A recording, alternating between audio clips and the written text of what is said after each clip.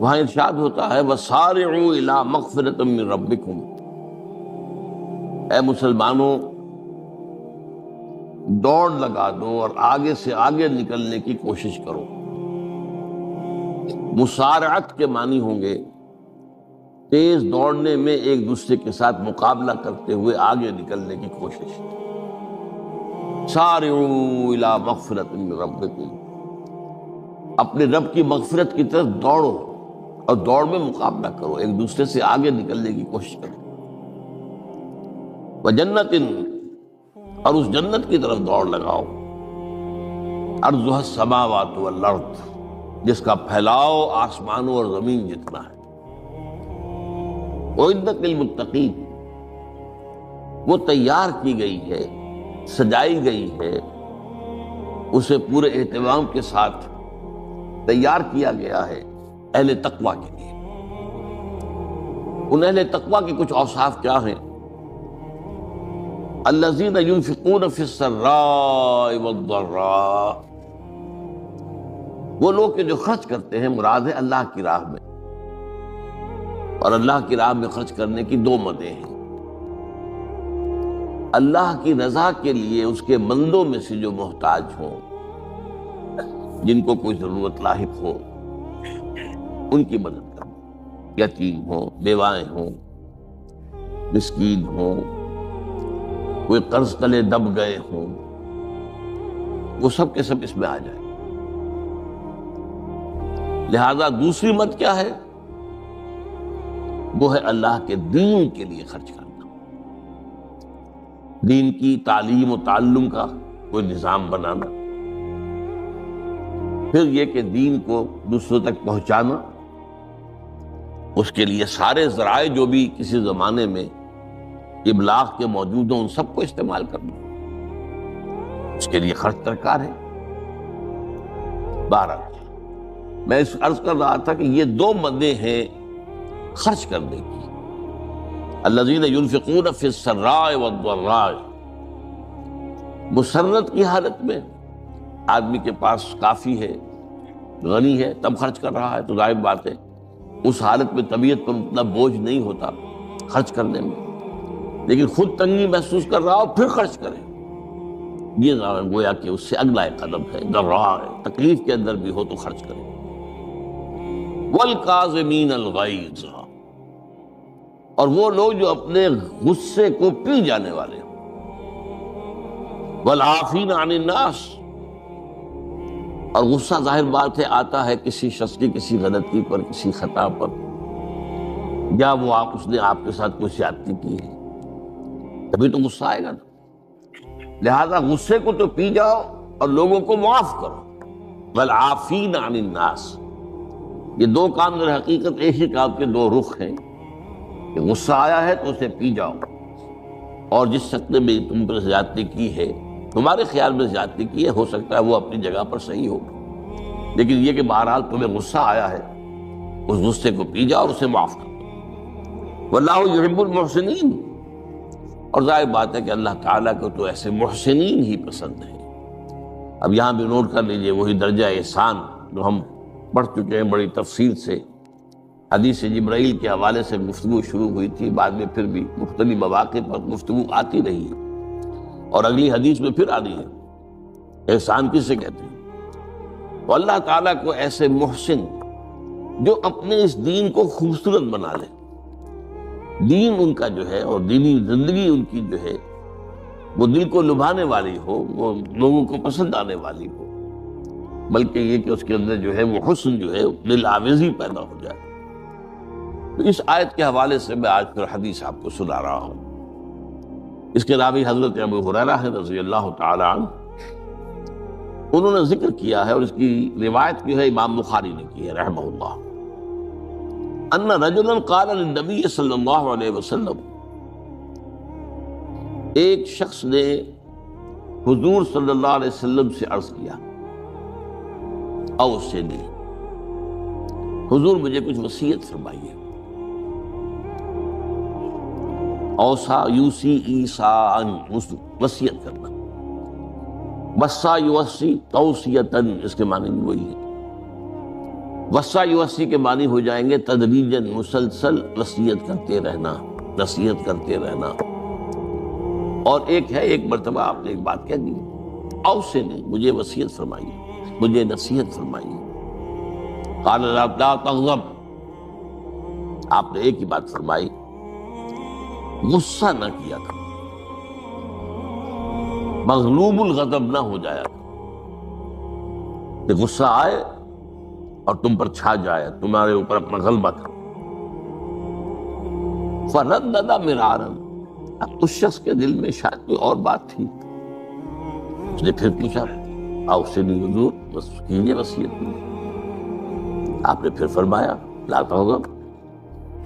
پھر پوچھا، وہ تکرار کرتا رہا اور حضور نے بھی ہر مرتبہ وہی بات دی۔ اب اس سے اندازہ ہو جاتا ہے کہ یہ بات کتنی اہم ہے۔ تب پہلی بات تو میں آپ کو یہ بتا دوں کہ غصہ آ جانا کوئی غیر فطری بات نہیں، غصہ اللہ تعالیٰ نے انسان میں رکھا ہوا ہے۔ البتہ غصے کے اعتبار سے حضرت حسن، غالباً حسن بصری رحمہ اللہ، ان کا ایک قول بڑا حکیمانہ ہے، بہت حکیمانہ ہے۔ وہ فرماتے ہیں کہ ایک انسان تو وہ ہوتا ہے جو پورا انسان ہوتا ہے، مکمل انسان، ایک ہوتا ہے نصف رجل، آدھا انسان، وہ انسانیت کے معیار پر پورا نہیں اترتا، ہاں نصف تک آ جاتا ہے۔ اور ایک انسان ہوتا ہے لیس برجل، وہ انسان ہوتا ہی نہیں، وہ حیوان ہوتا ہے۔ پورا انسان وہ ہے جسے غصہ دیر میں آئے اور جلدی رفع ہو جائے،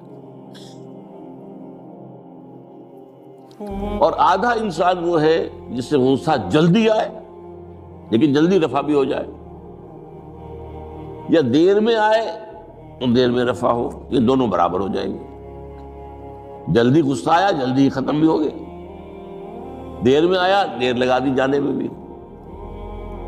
اور جو شخص سرے سے انسانیت کا مستحق ہی نہیں کہ اسے انسان مانا جائے، غصہ جلدی آ جائے اور دیر میں جائے، وہ اصل میں پھر انسان نہیں، وہ اخلاقی اعتبار سے پورا انسان کہلانے کا مستحق نہیں۔ تو غضب کے اعتبار سے یہ تین درجے جو ہے وہ سامنے رہتے ہیں۔ پھر مزاجوں کی بات بھی ہوتی ہے، اللہ تعالیٰ نے مختلف مزاج بنائے ہیں۔ بعض طبائع کے اندر جمال کا عنصر زیادہ ہوتا ہے، جمالی شخصیت، خوبصورت شخصیت طبعاً۔ بعض جلالی مزاج کے لوگ ہوتے ہیں، ہمارے بزرگوں میں بھی ہوتا ہے، دیندار لوگوں میں بھی ہوتا ہے، یہاں تک کہ نبیوں میں بھی ہے۔ حضرت موسیٰ علیہ السلام جلالی طبیعت کے آدمی، آپ کو معلوم ہے اس کے واقعات تو ہمارے سامنے ہیں جو قرآن میں موجود ہیں۔ ایک قبطی کا اور ایک اسرائیلی کا جھگڑا ہو رہا تھا، اس اسرائیلی نے مدد مانگی تو حضرت موسیٰ نے ایک مکہ لگایا ہے اس قبطی کو اور اس کی جان نکال دی۔ تو ان کے غضب کا، ان کی جلالی طبیعت کا یہ عالم۔ اور اس کا سب سے بڑا نقشہ جو قرآن مجید میں آتا ہے کہ جب اللہ تعالیٰ نے جب ہجرت ہو گئی اور مصر سے حضرت موسیٰ علیہ السلام اپنی قوم کو لے کر، بنی اسرائیل کو لے کر نکل آئے، دریا یا سمندر بھی اللہ نے پار کرا دیا، سمندر کو یا دریا کو پھاڑ کر۔ اس کے بعد وہ مرحلہ آیا کہ انہیں اب شریعت دی جائے، اس لیے کہ اصل میں ہجرت کے بعد پھر شریعت آتی ہے۔ ہجرت سے پہلے کا وقت جو ہے وہ تو ایک کشاکش کے اندر گزرتا ہے، جیسے کہ 12 برس حضور کے مکے میں ہے، ایک کشاکش ہے جسے ہم عام طور پر کشمکش کہہ دیتے ہیں، ایک سٹرگل ہے، اس میں مصیبتیں ہیں، تکلیفیں ہیں، مارے کھائی جا رہی ہیں وغیرہ وغیرہ۔ تو ابھی کسی تفصیلی شریعت کے لیے جانے کا موقع نہیں تھا۔ نماز بھی جا کر 5 وقتہ جو ہے وہ سن 1190 میں فرض ہوئی ہے، یعنی آپ سمجھئے کہ ہجرت سے 1-1.5 سال پہلے۔ اس کے علاوہ زکوٰۃ کا کوئی نظام ابھی باقاعدہ کہ یہ اتنے میں سے اتنا کوئی نہیں۔ ہاں عام طور پر لفظ زکوٰۃ استعمال ہوا ہے، اپنے مال کو پاک کرو، پاک کرتے رہا کرو، مال میں سے صدقہ خیرات نکالتے رہا کرو، اس سے وہ مال پاک ہو جاتا ہے۔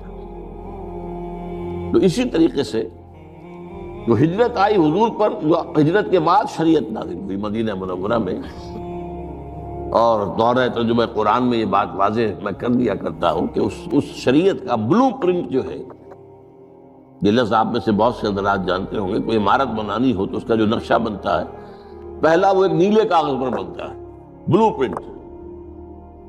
تو بلو پرنٹ جو ہے اس شریعت محمدی علیہ صاحب الصلاۃ والسلام کا، وہ سورہ بقرہ میں تیار ہوتا ہے۔ پھر اس میں جو تفاصیل کے اور پورے جو خد و خال آئے ہیں وہ پھر سورہ نساء اور سورہ مائدہ اس کی تکمیل کی شروع۔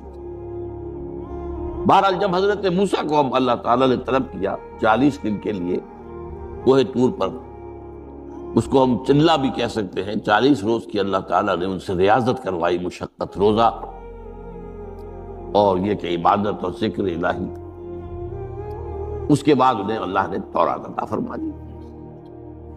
اس میں آپ کو یاد آ جانا چاہیے حضور سے بھی قرآن مجید کے نزول سے قبل اسی طرح کا معاملہ غار حرا میں آپ کی جو خلوت گزینی ہوتی تھی، اور وہاں پر جو بھی آپ اب کیا عبادات کرتے تھے یہ ہمیں معلوم نہیں ہے، لیکن یہ ہے کہ عام طور پر جو محدثین نے کہا ہے کان صفت تعبدہ فی غار حرا التفکر بالاعتبار، غور و فکر کرتے تھے یہ کائنات کیا ہے، کیا اس کا نظام ہے، یہ معاشرہ ہمارا کدھر جا رہا ہے، یہ خرابیاں کیوں بڑھ رہی ہیں، یہ کیوں انسان کا خون کرتا ہے، یہ کیا بات ہے، یہ کیا وجہ ہے کہ کچھ لوگ بھوکے مر رہے ہیں اور کچھ لوگ جو ہیں ان کے پاس بہت دولت جمع ہو گئی۔ یہ غور و فکر جو ہے تو یہ آپ کا رہا ہے بہرحال، لیکن یہ کہ تخلیہ اور غار میں آپ کا قیام یہ اپنی جگہ پر ثابت ہے۔